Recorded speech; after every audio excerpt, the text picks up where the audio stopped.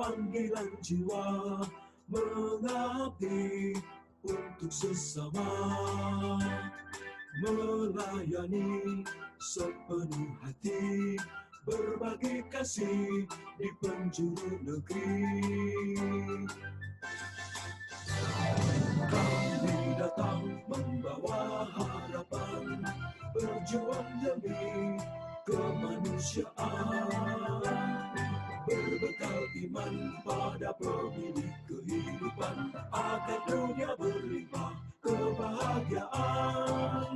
KMU kita, KMU maju dengan layanan bermutu. KMU kita, KMU jaya, siap sigap tanggap menebar cinta. Gulungkan tangan, sambungkan rasa, rapatkan barisan. Ayo bergandeng tangan, gerak bersama, bangun peradaban. KMU kita, KMU maju dengan layanan bermutu. KMU kita, KMU jaya, siap sigap tanggap menebar cinta. Gulungkan tangan, sambungkan rasa, rapatkan barisan. Ayo bergandeng tangan, gerak bersama, bangun peradaban. Gerak bersama, bangun peradaban.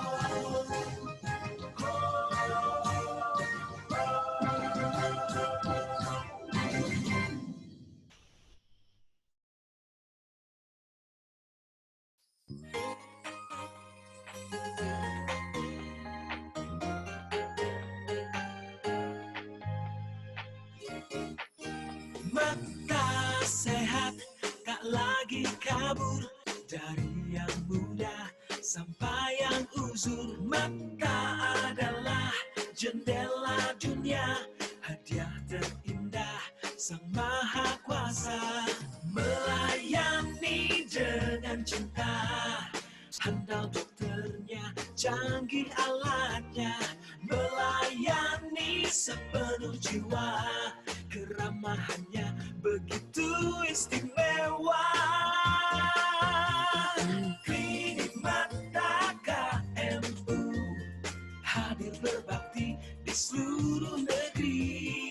Klinik Mata KMU, solusi tepat kesehatan mata kita.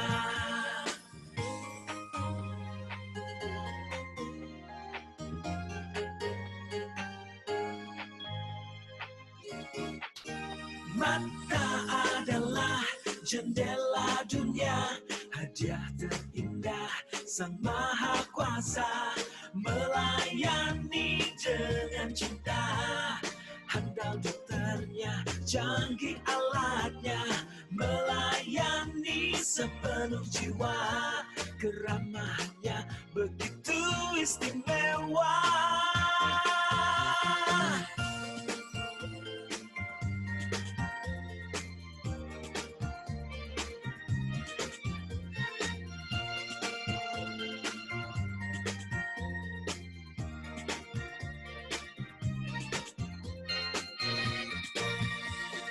Melayani dengan cinta, handal dokternya, canggih alatnya.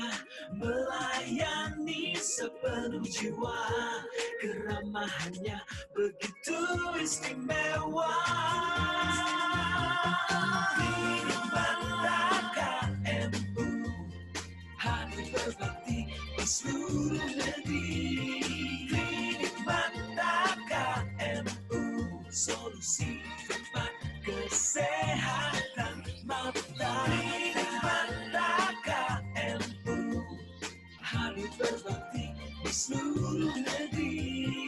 Klinik Mata KMU, solusi tepat kesehatan mata. Solusi tepat kesehatan mata kita.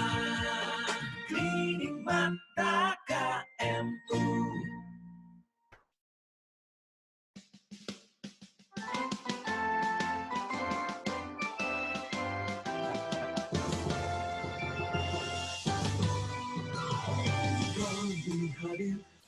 panggilan jiwa mengabdi Manan. untuk sesama melayani. Halo? Halo, Mas Manan. Bagi kasih di penjuru negeri. Mas Manan. Wah, Mas Manan kekrungu itu. Datang membawa harapan, berjuang demi kemanusiaan. Halo, Mas. Berbekal iman, Mas Manan. kehidupan agar dunia berlimpah. Halo, Nuka dengar suaraku ya? Iya, dengar. Oke, sip.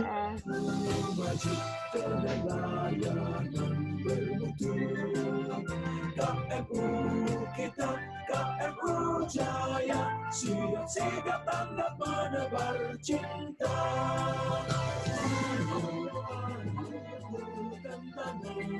Sambungkan masa, rapatkan barisan. Ayo bergandeng tangan, gerak bersama, bangun peradaban. KMU kita, KMU maju dengan layanan bermutu. KMU kita, KMU Jaya. Halo? Tanda menebar cinta. Ya, bisa kita mulai ya. Siap Mas Manan ya. Jadi perkenalkan ini tim IT kita, ada Mas Manan. Ya. Halo. Ya, halo, siap. Mas Manan. Sudah Mas Manan ya? Sudah ada. Oke. Assalamualaikum warahmatullahi wabarakatuh. Untuk tema kali ini yaitu dengan ICW 7 Passion for Beginner Surgeon yang akan dibawakan oleh Dr. Nuka Arlina Mayasari. Ya, untuk pemilihan pasien yang ideal ini sangat penting karena dengan pemilihan pasien yang ideal akan menentukan operasi bisa berjalan dengan aman dan lancar. Selain itu, dengan pemilihan pasien yang ideal juga akan menimbulkan kenyamanan baik bagi operator maupun pasien. Mungkin nanti Dr. Nuka bisa memberikan satu contoh pemilihan pasien yang ideal mulai dari identitas, usia misalnya, sampai dengan jenis katarak.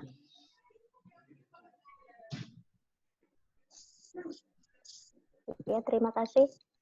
Bisa dengar suara saya ya, Dr. Ima? Ya, bisa. Ya. Assalamualaikum warahmatullahi wabarakatuh. Selamat siang.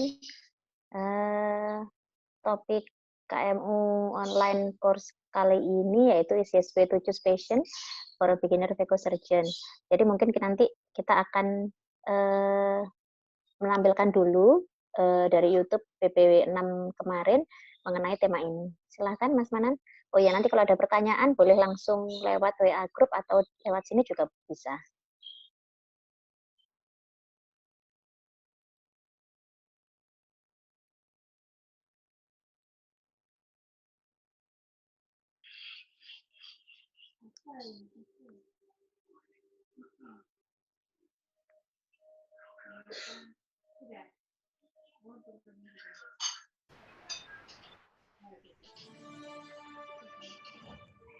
Assalamualaikum warahmatullahi wabarakatuh. Selamat pagi. Pagi ini saya akan membawakan materi tentang, sebetulnya kalau diringkas judul saya ini Patient Selection ya. Ini slide judulnya ini dibikin biar keren aja sih, jadi kayaknya panjang keren gitu. Sebetulnya kita kalau mau beranjak ke VECO pasti kita ketemu sama pasien dulu ya. Terus sebagai VECO beginner kita pasti pengen milih pasien ideal, pasien yang enak untuk kita operasi itu yang kayak gimana sih? Sebetulnya menurut saya memilih pasien yang ideal bagi VECO beginner tuh seperti kayak orang milih jodoh ya. Jadi kayak kita mau mencari pasangan atau mencari suami misalnya, kita pasti pengen yang terbaik, pasti pengen yang ganteng, yang putih, yang tinggi, gitu ya, syukur-syukur tajir gitu ya. Sama kayak kita milih pasien pertama kali pada saat kita awal-awal VECO, pasti kita pengennya kalau bisa yang enak, yang kooperatif, kataraknya yang enak, kemudian tidak ada kesulitan sama sekali. Nah, di sini yang perlu kita ketahui pasien yang seperti apa sih yang baik dan sebenarnya yang paling enak untuk VECO beginner. Slide. Jadi pada awal sebelum operasi pasti kita melakukan evaluasi dulu ya sama pemeriksaan. Awal dari anamnesa pasti kita lihat dulu pasiennya pada saat datang bagaimana. Dia jalannya dari cara berjalan, kemudian dari cara berkomunikasi dengan kita apakah nyambung atau tidak. Kemudian apakah dia ngerti dengan bahasa kita atau mungkin kalau dari daerah setempat biasanya dia nggak bisa bahasa Indonesia ya. Dia bisanya hanya dengan bahasa daerah di tempat itu. Kemudian apakah dia ada deafness atau tidak, kemudian dia pikun atau tidak, itu juga harus kita catat dan kita tahu ya.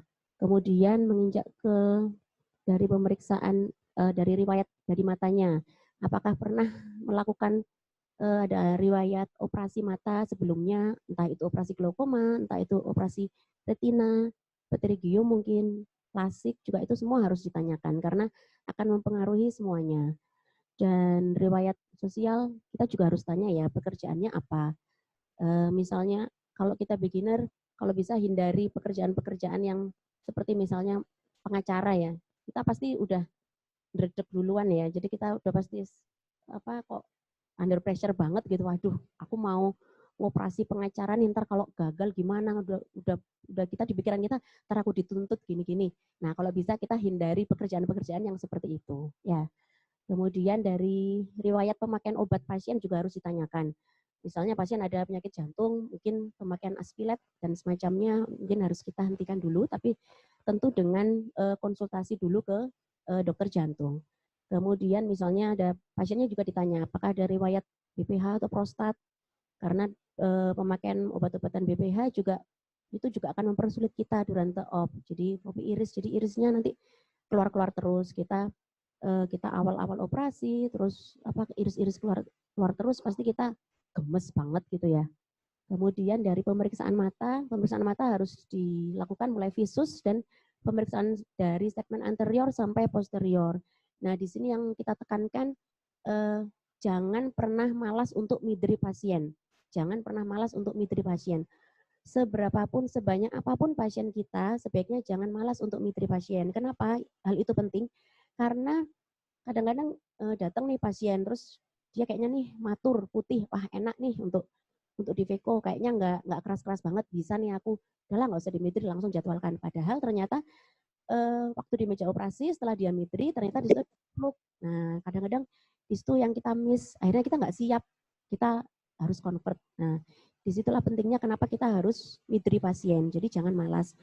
Dan kalau misalnya dia imatur, itu juga akan menentukan prognosa visus setelah setelah operasi. Itu juga penting pada saat kita KIE.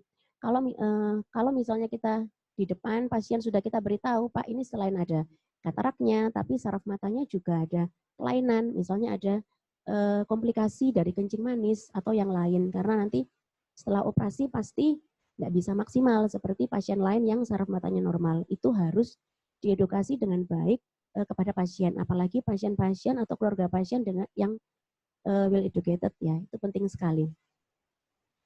Kemudian measurement of visual function ini juga penting ya.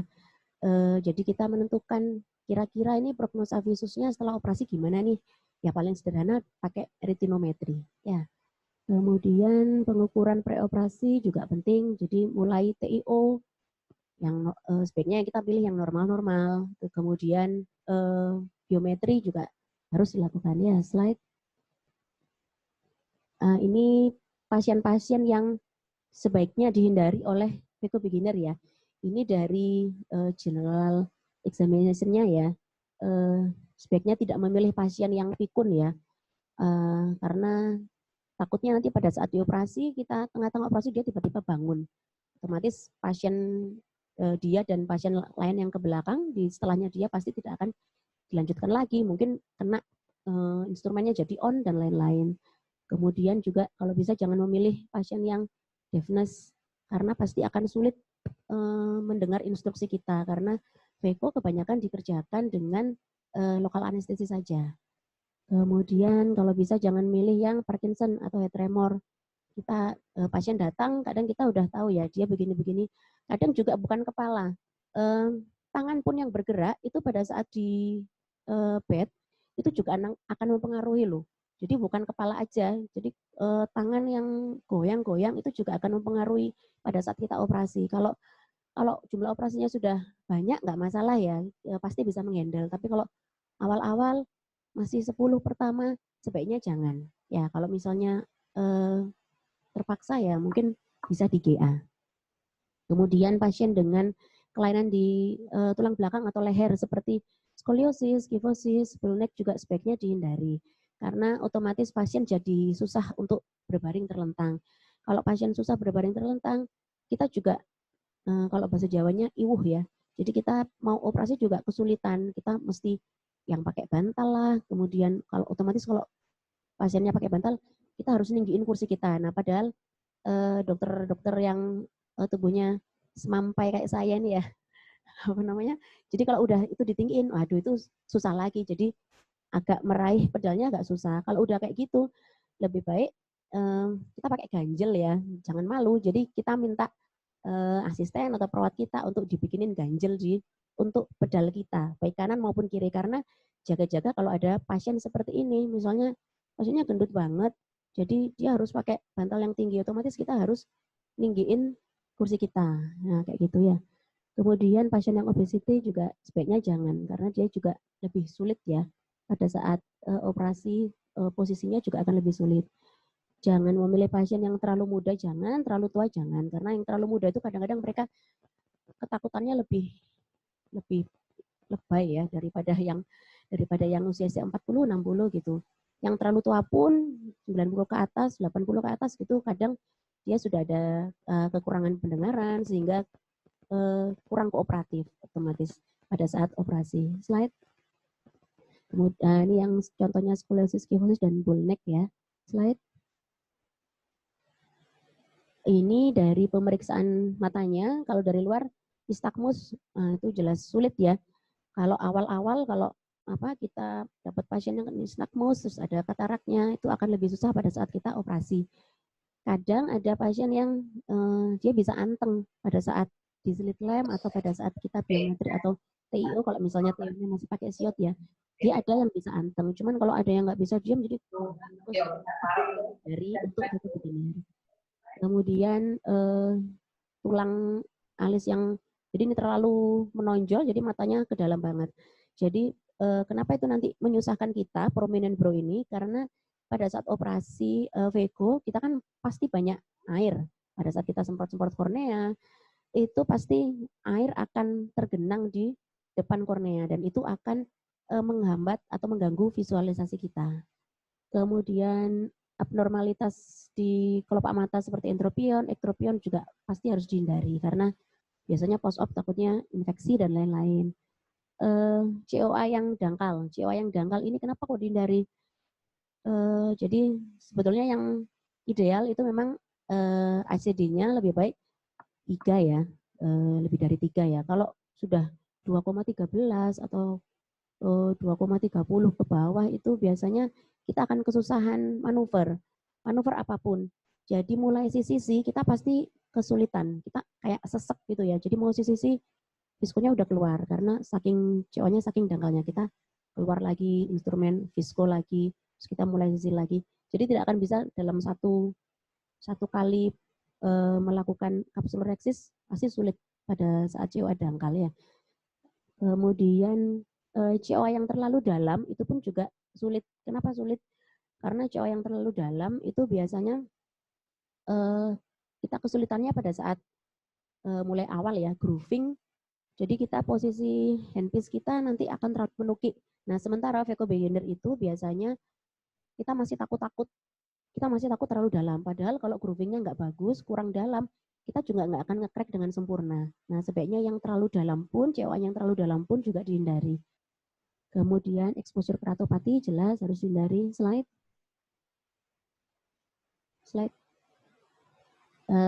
Corneal scars, terutama di corneal scar di sentral ya, pasti akan mengganggu visualisasi kita pada saat operasi. Kemudian apakah ada riwayat inflamasi atau bekas uveitis anterior, pasti nanti takutnya post-op-nya radangnya berlebihan atau dia juga pasti sudah ada sinekianya. Kalau ada sinekia posterior pasti akan mempersulit kita pada saat operasi. Kemudian advance glaukoma, nanti takutnya tengah-tengah dia tiba-tiba tekanan bola matanya naik. Nah, itu juga kesulitan tersendiri ya. Kasus-kasus speks, takutnya di situ sudah ada pasti sudah ada stenosis. Nah, kita takutnya seperti itu. Vakodenesis juga sebaiknya juga dihindari ya untuk veco beginner, dan matur atau hipermatur katarak juga dihindari karena kalau terlalu mateng dia yang brown black itu pasti pada saat kita grooving atau pada saat kita veco dia pasti akan mental ya. Jadi kekuatan vekonya nggak cukup kuat untuk menghancurkan si lensa karena saking kerasnya. Maupun katarak morgagnian pun yang korteknya sudah mencair pun itu juga sulit. Sulitnya mulai dari awal pada saat kita sisi karena nggak ada bantalannya itu kita pasti sulit. Selain morgagnian pada saat sisi sulit juga pada saat kita mau makan karena pasti nukleusnya lari-lari muter-muter terus itu juga sulit kita untuk megang. Slide. Kalau ini dari segmen posteriornya high myop juga dihindari sebaiknya karena biasanya pasien-pasien high myop sama seperti kalau yang COA dalam ya. Jadi kita otomatis pada saat manuver butuh agak menukik sedikit. Itu juga menurut saya juga suatu kesulitan.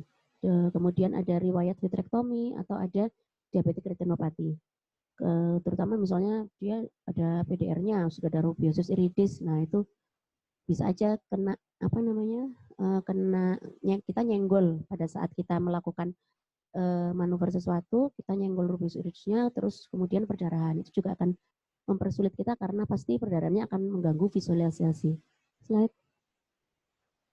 Nah, dari tadi kan, dari tadi kok jangan ini, jangan itu, terus mana dong yang boleh buat saya kan? Sementara kan zaman BPJS kayak gini, yang datang ke kita pasiennya udah sedikit, sudah syukur-syukur dok itu ada katarak, sudah ada yang bisa saya operasi. Tapi di saat ketemu kok ini ya, kok ada kesulitan ya. Sebenarnya nggak apa-apa sih. Kita kalau misalnya mau ambil itu nggak apa-apa asal sebaiknya dengan pendampingan. Dengan pendampingan dalam artian kalau misalnya di tempat dokter ada yang lebih senior, ada yang sudah lebih expert vekonya, mungkin bisa dimintain tolong untuk nemenin. Waktu kurang 2 menit. Iya, makasih. Slide. Jadi ideal pasien yang baik untuk veko beginner itu umurnya kurang lebih sekitar 40 sampai 70. Jadi tidak terlalu muda, juga tidak terlalu tua. Kemudian pasti pasien yang kooperatif. Dia dengar kita, dia tahu kita menginstruksikan apa sehingga lebih mudah koordinasinya. Visusnya sekitar ya 3/60, 6/30, dan grade-nya sekitar 2/3. Slide. Kalau katarak-kataraknya sebaiknya hindari yang katarak yang lunak, grade 1, kemudian yang matur, hipermatur juga harus dihindari, traumatik katarak juga harus dihindari karena takutnya sudah ada subluk atau fibrosis kapsul ya. Kemudian ada subluxasi dan katarak polaris posterior sebaiknya juga dihindari karena biasanya kebanyakan jadinya PCR, VP. Slide. Jadi ini grading ya, sebaiknya di grade 2, 3. Ini yang nomor 2 dan 3 itu. Kenapa kok di sekitar grade 2, 3? Karena nukleusnya sudah lumayan agak keras, kita ada pegangan untuk pada saat kita chop dan pada saat kita, ataupun kita misalnya di NC kita mau belah, itu udah enak. Daripada yang grade 1. Grade 1 kita mau belah sulit banget. Sedangkan grade 4 dan grade 5 juga terlalu keras. Keras banget sehingga vekotipnya nggak bisa megang si lensanya. Slide. Jadi pesannya untuk ideal pasien tuh gimana sih? Jadi pertama anamnesa harus baik dulu. Semua kita tanyakan mulai riwayat penyakit, ada riwayat alergi atau tidak, riwayat pekerjaan juga. Kemudian pemeriksaan juga harus baik dari depan sampai belakang. Jangan malas untuk memitri pasien dan kemudian komunikasi yang bagus ya. Dan apabila di tengah-tengah kita ada kesulitan, jangan segan, jangan sungkan, jangan merasa gengsi kalau kita harus convert. Kalau asalkan itu untuk kebaikan dan keselamatan pasien. Pokoknya patient safety ya. Jadi kalau kita tengah-tengah ada kesulitan, ya udah nggak usah ragu untuk convert aja ke misalnya ECCE. Dan satu lagi, kalau bisa setiap kita operasi sebaiknya kita rekam. Hal itu untuk self assessment kita. Misalnya di tengah-tengah kita tadi ada kesulitan apa sih? Kita di rumah bisa bisa muter ulang videonya. Oh, kesalahanku di situ. Jadi untuk selanjutnya harapan kita tidak akan mengulangi kesalahan yang sama. Sekian dari saya. Assalamualaikum warahmatullahi wabarakatuh. Ya, kalau ada pertanyaan bisa lewat WA grup ya. Kita tunggu. Tadi membicarakan tentang pasien kooperatif. Bagaimana tips-tipsnya Dokter Nuga untuk mengetahui kira-kira pasien ini kooperatif apa enggak? Ya, terima kasih Dokter Ima. Jadi yang pertama bisa kita lakukan mungkin dari awal pasien datang ke tempat praktek kita ya, pertama dari cara berjalannya mungkin. Kemudian pada saat kita lakukan anamnesa dengan pasien, apakah pasien nyambung atau tidak dengan pertanyaan kita, kemudian pada saat pemeriksaan pasiennya nurut atau tidak, baik itu dari waktu pada saat dia menempelkan kepala di slit lamp, pada saat kita TIO, entah itu TIO sheet atau yang NCT, kemudian pada saat biometri. Dari situ sebetulnya bisa kelihatan ya pasien itu apakah kooperatif atau tidak. Kemudian jangan lupa bahasa juga perlu ya kalau menurut saya ya, karena memang tidak semua pasien mungkin bisa bahasa Indonesia. Kadang ada yang tidak satu daerah dengan kita, kemudian dia tapi nggak bisa selain bahasa itu. Kalau misalnya kita yakin kita bisa melakukan operasinya, maksudnya kataraknya kita yakin boleh dikerjakan, tapi sebaiknya mungkin akan lebih baik dengan GA, karena takutnya nanti pada saat kalau kita tetap memaksakan VECO tapi dengan anestesi lokal, takutnya nanti karena dia nggak ngerti apa yang kita mau, nanti bisa-bisa dia semakin tidak kooperatif. Seperti itu.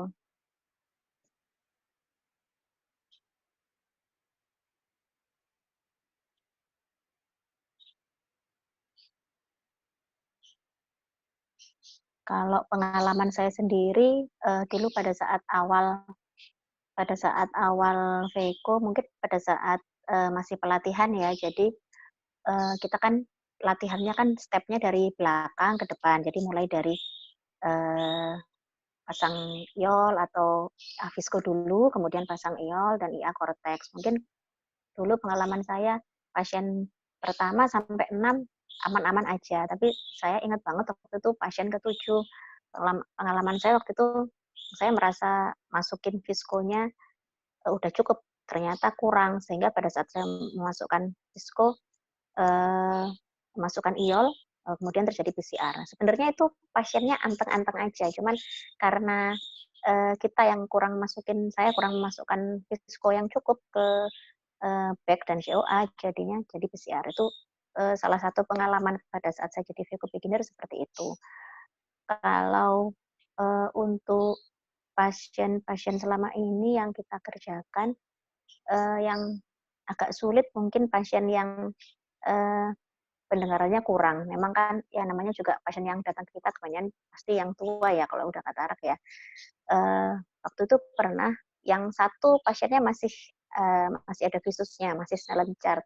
Yang satu yang kita operasi, saya lupa kalau nggak 1/60 kalau nggak salah. Kemudian saya sama perawat saya ini bikin simulasi. Jadi karena selama di poli dia tidak bisa mendengar sama sekali, tapi dia dengan tulisan dia paham.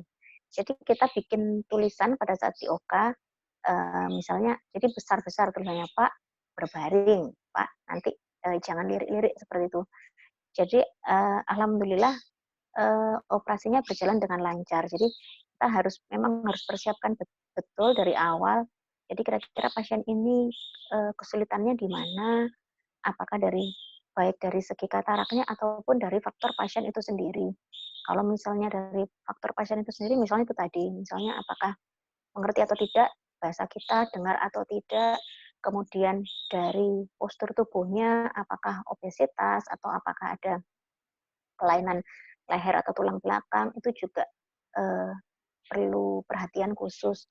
Jadi saya pernah punya pasien beratnya perempuan, beratnya 110 atau 120, kemudian ya itu yang saya bilang tadi, kalau otomatis kalau kita kasih ganjelan, karena kalau nggak dikasih ganjelan pasti nggak enak, karena pasiennya takutnya nanti sesek, ada tekanan apa intraocular pressure ke atas ya, karena kan pasiennya juga leher pendek. Kemudian kita kasih ganjel, nah karena kita kasih ganjel, otomatis saya harus meninggikan mikroskop kita, sedangkan saya kan tidak cukup tinggi, jadi menggapai pedal juga agak sulit, jadi saya selalu siap ganjelan untuk pedal kanan maupun kiri supaya kalau mengantisipasi kalau ada pasien seperti itu lagi, kita di ruang OKA sudah siap seperti itu. Ya, barangkali ada pertanyaan ya, bisa chat lewat WA group. Dari kriteria yang Dr. Nuke sebutkan tadi, dari ada kendala mungkin bahasa, terus juga jenis katarak, kira-kira pengalaman Dr. Nuke waktu masih Veko beginner dulu, yang paling sulit di antara itu yang apa? Jenis katarak kah atau gangguan kendala bahasa? Sebetulnya kalau untuk saya semuanya sulit. Kalau dulu awal-awal, menurut saya semuanya sulit. Satu, dari tekniknya aja kita sudah sulit ya. Maksudnya dulu kan kita hanya ECCS, ICS, kemudian kita sekarang kan harus bisa mengenal Veko. Dari tahap-tahapannya itu sendiri kita sudah harus sulit, tapi kita tetap harus sering berlatih. Itu jangan lupa ya. Kemudian dari segi pasien juga, kalau pasien menurut saya dua-duanya cukup mendukung ya. Jadi baik dari segi jenis kataraknya ataupun pasiennya itu sendiri. Cuman kalau untuk awal-awal mungkin untuk saya lebih sulit jenis katarak. Katarak yang terlalu lunak dan yang terlalu keras. Kalau terlalu keras mungkin kita harus putuskan dari awal ya. Ini kira-kira saya mampu nggak, dan ini kira-kira bisa di Veko nggak. Kalau ini kira-kira terlalu keras nggak bisa di Veko, ya sudah langsung aja dari awal kita rencanakan pasien ini akan kita apakan, SICS atau ECCE, tergantung mana yang operator yakin. Kalau misalnya terlalu lunak, tidak enaknya ya itu tadi. Saya pernah punya awal-awal pasien dengan katarak juvenile. Itu kataraknya lunak sekali ya, sehingga karena lunak, ini mau dibelah pun juga nggak mungkin ya. Terus kemudian akhirnya setelah dilakukan CCC, terus diseksi, saya coba ambil dengan awalnya dengan tetap Vekotip ya, tapi dengan dikecilin semua. Awalnya ini yang keambil cuma yang tengah aja, tapi akhirnya jadi bowl. Cuman akhirnya bisa saya ambil dengan tip IA seperti itu. Jadi menurut saya semuanya semuanya ikut mendukung ya, baik dari jenis katarak maupun dari segi pasien itu sendiri. Apalagi kalau saya sering juga seperti ini. Jadi misalnya di poli sudah kita mitri nih, misalnya visusnya sebenarnya ya 4/60, 0,1. Nah, sebenarnya itu kan kayaknya kan wah ini enak nih untuk di Veko gitu kan. Terus waktu udah dilebarin juga fundusnya masih samar-samar. Jadi apa namanya masih ada fundus refleksnya. Kayaknya nggak terlalu keras. Tapi pada saat di ruang operasi sering juga ternyata tidak sesuai dengan dugaan kita. Jadi ternyata tidak seenak atau tidak selunak itu. Kadang, loh kok ternyata kok keras banget ya. Nah, sehingga kadang-kadang sering kayak gitu. Jadi memang mungkin semakin banyak pengalaman akan semakin menambah ini ya pengetahuan kita juga bahwa oh ternyata yang kita lihat di poli di slit lamp kadang tidak seindah yang kita harapkan. Menurut saya seperti itu sih. Mungkin dari Dokter Irma sendiri punya pengalaman waktu awal-awal belajar Veko dulu, mungkin ada pengalaman khusus atau kesulitan apa yang sampai sekarang nggak pernah dilupakan, Dokter Irma? Iya, kalau ini kalau memilih pasien yang benar-benar ideal, memang kita nggak selalu dapat. Kadang dari semua segi ideal, mulai dari usia dan sampai jenis katarak ideal, tapi ternyata ada IT atau XT. Nah, itu juga sedikit mempersulit. Gitu. Ya betul, saya dulu pas awal-awal sih alhamdulillah belum pernah dapat ITXT ya, cuman akhir-akhir ini ada yang ITXT. Cuma pada saat di poli caranya mungkin salah satu tipsnya kita simulasikan pasiennya seperti ini, Pak, nanti operasinya seperti ini ya. Yang satu kita tutup, yang dioperasi kita buka. Terus di depan kita kasih senter. Nah, Bapak liriknya ke sini ya. Jadi nanti mata yang satunya mungkin akan lirik ke kanan banget atau lirik ke kiri banget. Jadi yang penting yang mata yang kita operasi harus lihat cahaya. Nah, kalau pada saat di poli, pada saat kita simulasi seperti itu, pasiennya nurut dan kooperatif, itu bisa dilanjutkan. Seperti itu. Kecuali kalau misalnya sudah disuruh lihat ke lampu, mata yang akan dioperasi itu sudah disuruh lirik ke lampu terus, tapi dia tetap kurang ke center ya, kurang lihat ke arah cahaya, agak sulit itu. Sebaiknya pada Vico beginner sebaiknya jangan dilanjutkan dengan lokal anestesi, sebaiknya kalau mau tetap mengerjakan Vico nggak apa, tapi sebaiknya dengan general anestesi, karena memang ditakutkan nanti kalau pada saat udah pasiennya keadaannya seperti itu, tidak ortofori, kemudian pasien bingung dengan arahan kita, lihat lampu, aduh ini yang mana sih yang lihat lampu, aku dari tadi juga udah lihat lampu, tapi ternyata dia masih belum ke center, belum di titik yang kita harapkan, karena dia ada IT atau X itu tadi. Kalau seperti itu, sebaiknya nggak apa-apa, Viko, tapi tetap dengan general anestesi, seperti itu kalau saya. Ya, berarti masih bisa disiasati Dokter Nuke ya. Jadi ya masih bisa. Jadi dengan coba dulu simulasi dulu di poli. Kalau Biasanya bisa diajarin kan, lanjut gitu ya. Ya gitu. Jadi biasanya kita coba di bed pada saat sebelum biometri atau setelah biometri, nanti operasinya seperti ini ya, yang ini ditutupin. Jadi benar-benar saya tutupi misalnya dengan tisu.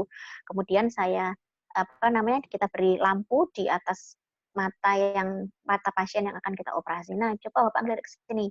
Nah, kayak gitu terus ya Pak, bisa nggak? Nah, kalau misalnya pasiennya bisa kooperatif, insya Allah bisa dilanjutkan dengan aman. Seperti itu. Yang penting keamanan dan keselamatan pasien ya, kita jangan pernah memaksakan karena, aduh aku pengen nih pokoknya harus Eko. Tapi kalau misalnya kita nggak yakin apakah dari segi kataraknya ataupun dari segi si faktor pasiennya, kita nggak, aduh kayak gini ya, kalau udah nggak yakin sebaiknya jangan diteruskan, seperti itu.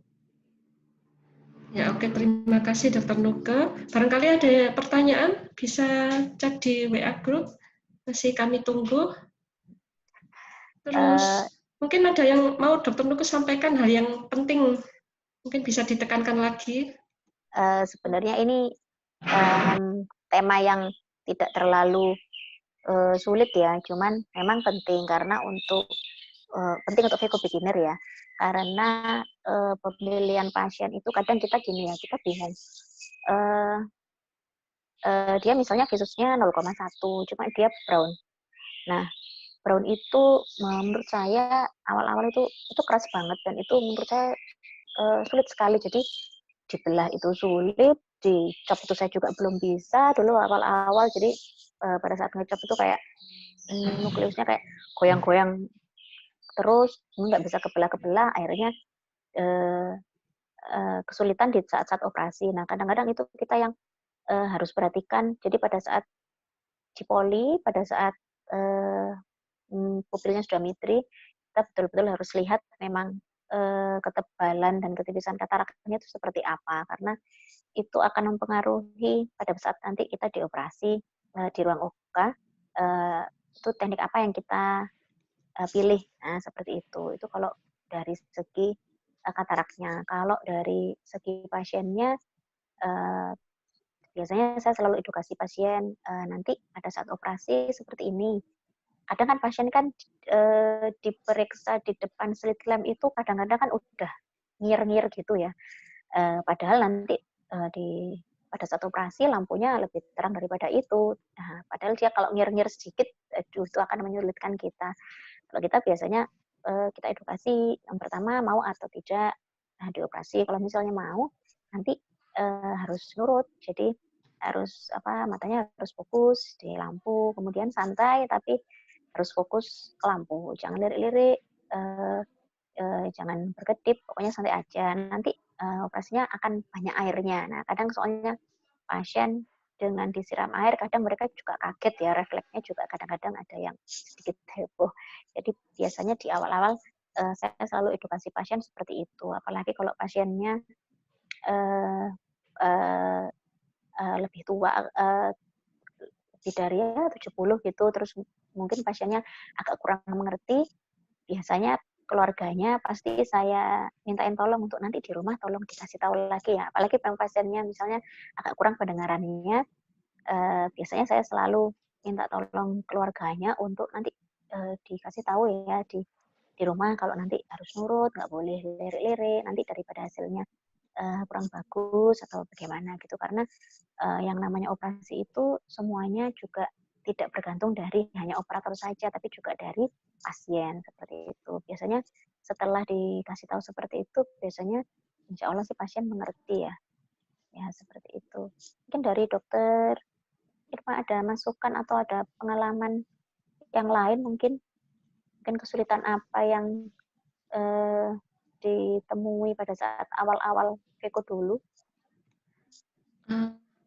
Dulu waktu awal-awal Veko, saya masih lama ngerjainnya. Ada pernah setengah jam.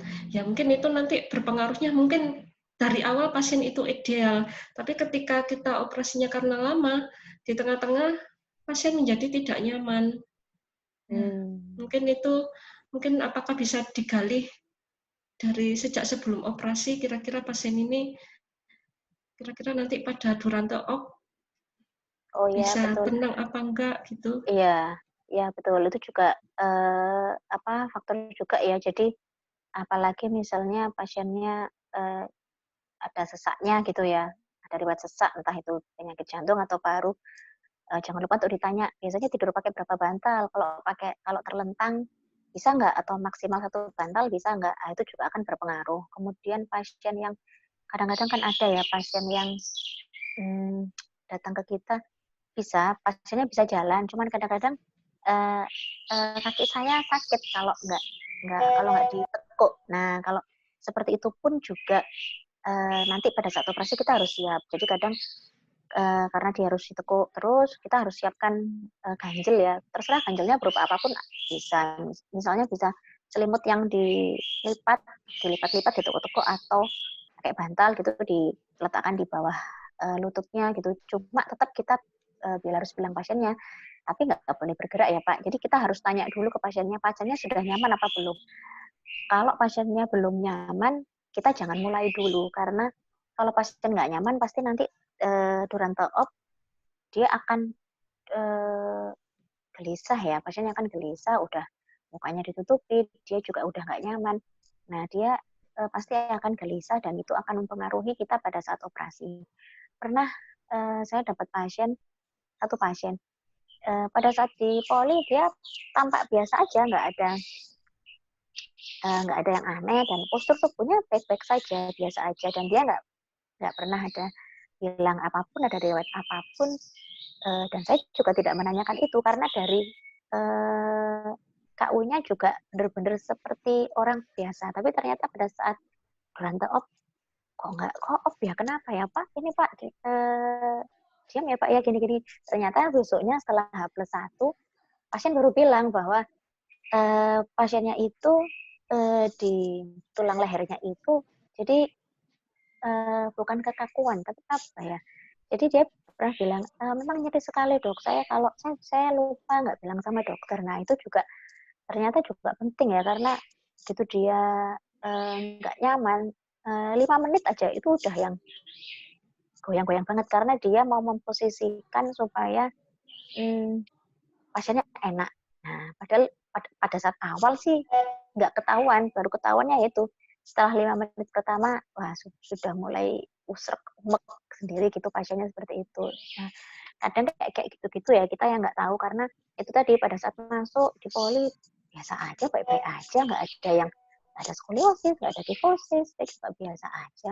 Pada saat di biometri juga anteng, cuman kan biometri yang MRC ya, itu kan memang nggak selama pada saat kita operasi. Jadi ya itu hal-hal di luar dugaan memang kadang-kadang akan pernah terjadi pada saat kita operasi. Cuman kita harus tetap tenang karena kalau kita juga ikut panik, pasien akan lebih panik lagi. Nah, nanti daripada hasil operasinya jelek, jadi pokoknya operator tetap memang harus tenang dulu karena itu akan sedikit banyak akan mempengaruhi ke psikis pasien. Seperti itu, Dokter Irna. Iya, jadi memang history taking-nya harus ini ya digali ya. Kira-kira pasien Ya, ini betul. nanti kira-kira ada gangguan ketidaknyamanan pada saat operasi atau tidak. Terus dulu saya waktu masih awal-awal Veko, di pada dulu kan pada awal-awal masih didampingi. Setelah dianggap lancar baru dilepas. Pada terakhir pendampingan itu saya dikasih katarak burato grade 1 dan menurut saya itu sangat sulit. Ya, Kalau menurut saya daripada katarak grade 1 mending katarak grade 4, tapi kalau pengalaman Dokter Nuke sendiri bagaimana? ya sama. Kalau saya juga gitu. Jadi pada awal-awal grade 2, 3 misalnya udah selesai. Terus setelah itu grade 4 saya merasa aduh sulit banget sih. Tapi begitu kita dikasih yang grade 1, waduh menurut saya itu lebih sulit karena kita nggak tahu mana yang kita pegang. Kemudian untuk ngambil materinya pun itu lebih sulit. Jadi seperti yang gambar saya tadi, kalau grade 1 itu kurang ada pegangannya ya karena masih lunak banget. Beda sama grade 3 ya atau grade 2, 3 yang kita sudah bisa ada pegangannya, baik itu pada kita mau DNC ataupun kita mau chop itu sudah bisa. Tapi kalau grade 1 memang sulit sekali karena itu memang lunak ya, lunak sekali sehingga kita kalau dulu saya mungkin karena saya nggak berani, jadi kadang kita lakukan viskodiseksi untuk lebih memudahkan pada saat kita ngambil materinya, mungkin seperti itu. Kalau kasus-kasus lain yang di awal-awal dulu, kesulitan yang lain selain misalnya ada pasien obesitas maupun kayak tadi ya, yang tiba-tiba lehernya sakit seperti itu. Ada satu pasien, tapi untungnya waktu itu saya sempat gali pasien laki-laki mengkonsumsi obat-obatan tertentu apa tidak, selain kontrol ke poli mata, kontrol ke poli mana lagi. Ternyata dia kontrol ke poli urologi. Jadi dia ada sakit BPH dan dia mengkonsumsi obat untuk prostat. Jadi tetap kita konsulkan dulu ke dokter urologinya karena saya takutnya kalau pas udah operasinya sulit, kemudian nanti dipersulit dengan iris-iris yang keluar-keluar terus kan pasti tidak nyaman untuk operator. Jadi kita konsulkan untuk apakah penghentian sementara boleh atau tidak. Jadi alhamdulillah waktu itu tidak ada kesulitan sih karena sama dokter urologinya ACC untuk di stop sementara seperti itu. Jadi mungkin itu aja kalau pengalaman saya waktu awal-awal ya. Oh ya kemudian hati-hati kalau untuk pasien, kadang ada pasien yang polaris posterior itu menurut saya juga sulit ya karena kadang ada polaris posterior yang mirip-mirip sama PSG. Kadang kalau saya ragu dari awal saya sudah menulis diagnosa itu PSG jadi polaris. Kalau udah seperti itu kan supaya saya lebih hati-hati pada saat saya operasi nanti. Ini saya hidrodiseksi atau hidrodelineasi aja. Nah itu pentingnya di ruang operasi sebisa mungkin kita ada catatan semua pasien yang akan kita operasi. Jadi biasanya kita tuliskan identitas pasien seperti nama, umur, alamat, kemudian mata kanan atau kiri yang dioperasi, kemudian visus pasien berapa, kemudian ACD, lens thickness, dan IOL yang akan dipasang berapa. Dan selalu ada catatan. Catatannya apa?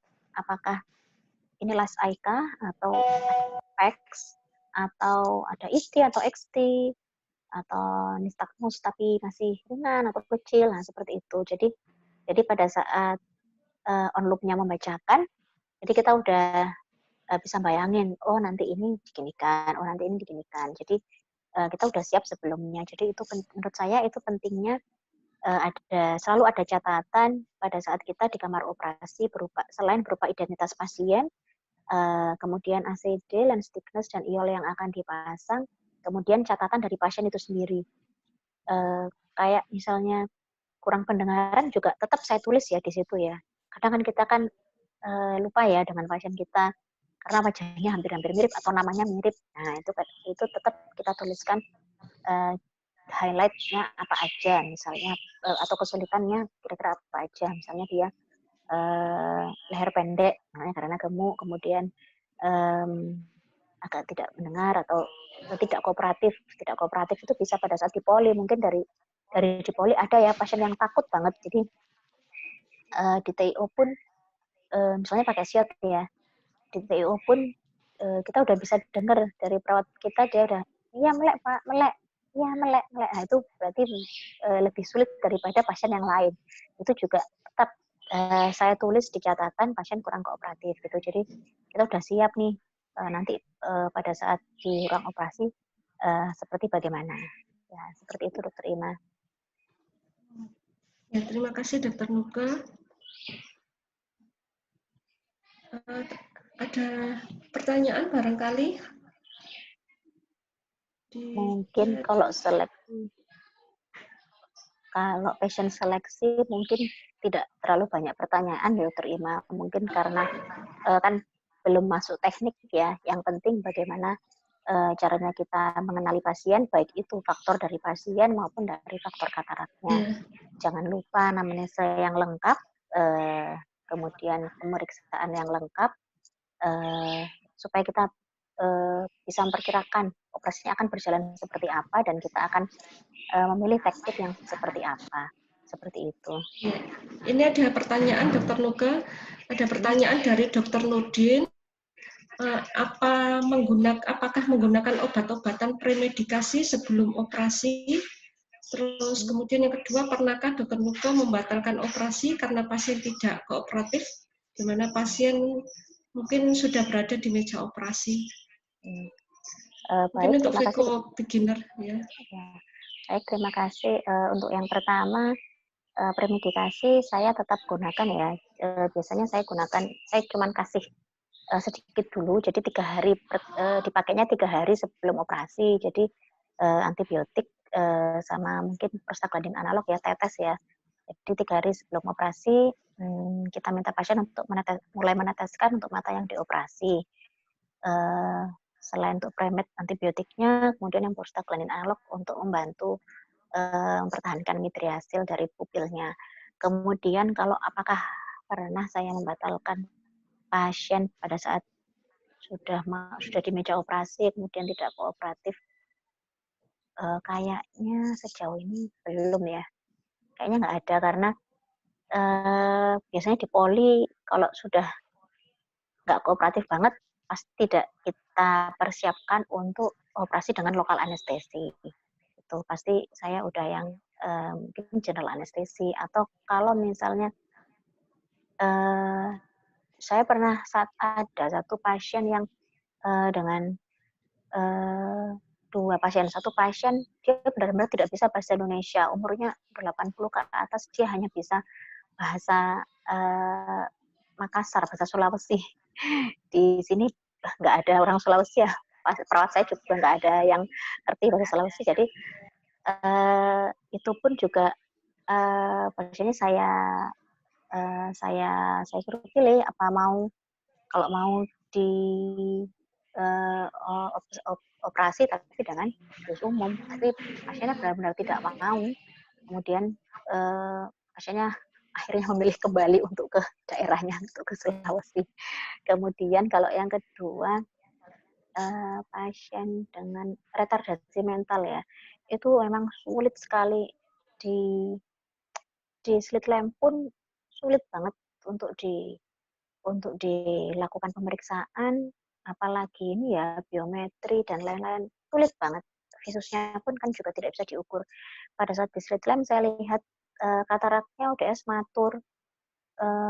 Kemudian akhirnya pada waktu itu awal-awal saya operasi, akhirnya pada waktu itu saya rujuk karena saya sarankan untuk rujuk karena supaya pada saat dia di tempat center yang lebih besar, di sana pada saat mau operasi bisa sekalian dilakukan biometri, jadi supaya ukuran iolnya juga pas ya. Yang saya takutkan adalah kalau saya yang membiometri kemudian keluar iol yang angkanya yang nilainya yang nggak biasa, dan pada saat itu saya nggak punya yang ekstrim. Terus waktu itu saya nggak punya. Yang saya takutkan seperti itu. Jadi waktu itu pertimbangannya saya rujuk seperti itu dan pasiennya mau gitu sih. Jadi kalau untuk saat ini kayaknya tengah-tengah operasi atau mau operasi belum akhirnya saya batalkan. Kayaknya kok nggak jadi. Kayaknya kok nggak pernah ya. Sepertinya loh. Kayaknya seingat saya kok kayaknya nggak pernah. Kan dari awal kalau misalnya sudah nggak yakin sebaiknya langsung rencanakan ke yang lain, apakah itu GA atau ya seperti tadi kalau misalnya nggak punya alat atau tidak yakin iolnya bakalan yang normal-normal aja harus biometri di ruang OK, akan saya rujuk ke center yang lebih besar, yang lebih lengkap seperti itu. Baik, Dr. Nuke, terima kasih atas penjelasannya. Kalau memang tidak ada pertanyaan lagi, mungkin Dr. Nuke bisa mengakhiri dengan ringkasan atau take home message-nya. Mungkin bisa ditayangkan Mas Manan di slide terakhir. Ya, baik. Untuk take home message-nya, untuk pemilihan pasien bagi VECO beginner ya. Jadi yang pertama kita harus melakukan anamnesa dengan baik.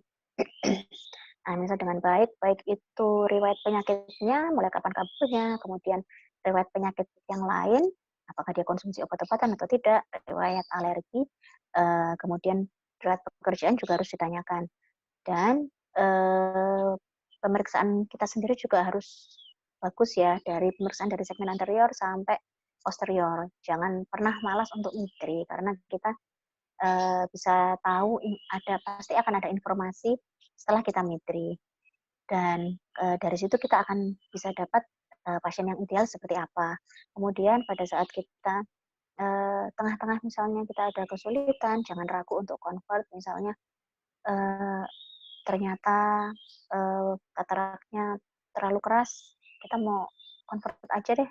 Silakan, sebaiknya di-convert aja, karena daripada itu membahayakan pasien, misalnya daripada nanti endotelnya ada descended fold yang terlalu tebal, post-op-nya, kasihan juga sama pasiennya. Jadi kalau kita udah nggak yakin, sebaiknya segera di-convert. Dan jangan lupa untuk sebaiknya bisa direkam setiap video operasi, karena itu untuk self-assessment kita sebagai operator VECO. Mungkin seperti itu saja Dr. Ima dari saya. Terima kasih yang sudah join. Semoga refreshing kita kali ini bermanfaat.